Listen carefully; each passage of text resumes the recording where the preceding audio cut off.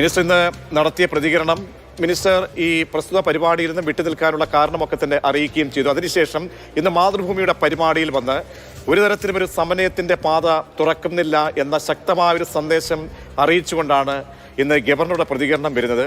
അതിൽ നിന്നും എന്താണ് താങ്കളുടെ ആദ്യ പ്രതികരണമായി കേൾക്കാനുള്ളത്?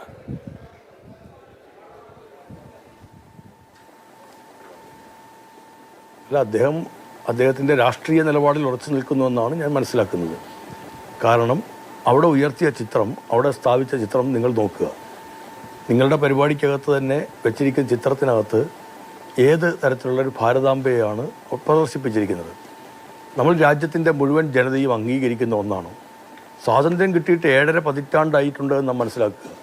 ഈ 7.5 പതിറ്റാണ്ടിനിടയിൽ എവിടെയും ഔദ്യോഗികമായി നമ്മൾ ഉപയോഗിച്ചിട്ടില്ലാത്ത ഒരു ചിത്രമാണ് അത്.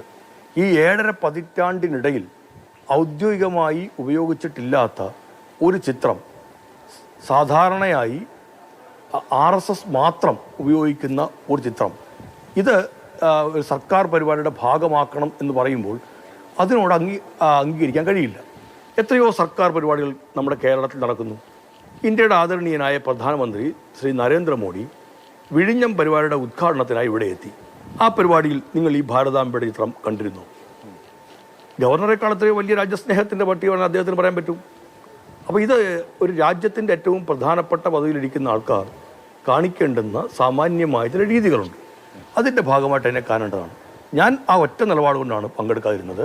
അത് നമ്മുടെ രാജ്ഭവനിൽ ഒരു ഗവൺമെൻറ് പരിപാടി നടക്കുമ്പോൾ ഒരു സംഘടന മാത്രം ഉപയോഗിച്ചുകൊണ്ടിരിക്കുന്ന ഒരു ചിത്രത്തെ അവിടെ ആദരിക്കണം എന്ന് പറഞ്ഞാൽ അത് അംഗീകരിക്കാൻ കഴിയില്ല എന്നുള്ളതിൻ്റെ പേരിലാണ്.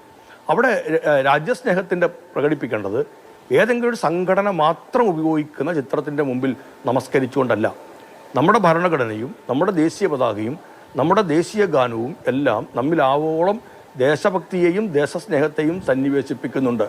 അതിനെല്ലാം ഉൾക്കൊണ്ടുകൊണ്ട് നമ്മൾ പ്രവർത്തിക്കുമ്പോൾ അതിനനുസരിച്ചുള്ള രീതികൾ മാത്രമേ നമ്മൾ പിന്തുടരാൻ പാടുള്ളൂ എന്ന അഭിപ്രായക്കാരാണ് ഞങ്ങൾ. അതുകൊണ്ടാണ് ആ പരിപാടിയിൽ, ഒരു സർക്കാർ പരിപാടിയിൽ, ഒരു പ്രത്യേക വിഭാഗം മാത്രം ഉയർത്തിക്കാട്ടുന്ന ചിത്രത്തിന് മുമ്പിൽ ഒരു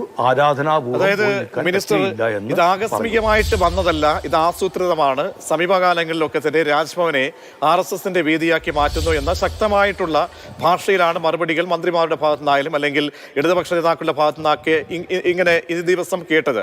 അപ്പോൾ ഈ രണ്ടാമത്തെ നമുക്കറിയാം കഴിഞ്ഞ പോയ ഗവർണറുമായിട്ടുണ്ടായിട്ടുള്ള ഒരു റിഫ്റ്റൊക്കെ കേരളം കണ്ടതാണ്. അതിനപ്പുറത്തേക്ക് പുതിയ ഗവർണർ വരുമ്പോൾ ഒരു സമന്വയത്തിൻ്റെ പാതകളൊക്കെ ആയിരുന്നു ആദ്യം കണ്ടത്. അപ്പോൾ അതേ പാതയിലേക്ക് തന്നെ ഈ ഗവർണറും എത്തുന്നു എന്ന് എന്ത് വസ്തുതകളുടെ കൂടിയൊക്കെ അടിസ്ഥാനത്തിലാണ് നിങ്ങൾ ഇങ്ങനെ കടുത്ത വിമർശനം ഉന്നയിക്കുന്നത്?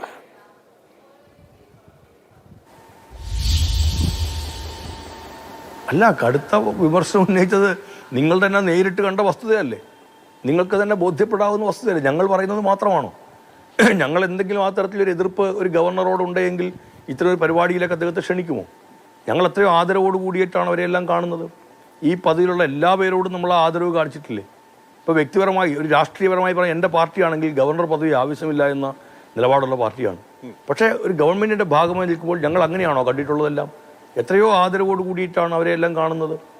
മുൻപുണ്ടായിരുന്ന ഗവർണർ, അദ്ദേഹം 2021 പരിസ്ഥിതി ദിനത്തിൻ്റെ ഭാഗമായുള്ള കൃഷി വകുപ്പിൻ്റെ പരിപാടി രാജ്ഭവനിലാണ് ഔപചാരികമായ ഉദ്ഘാടനം നടന്നത്.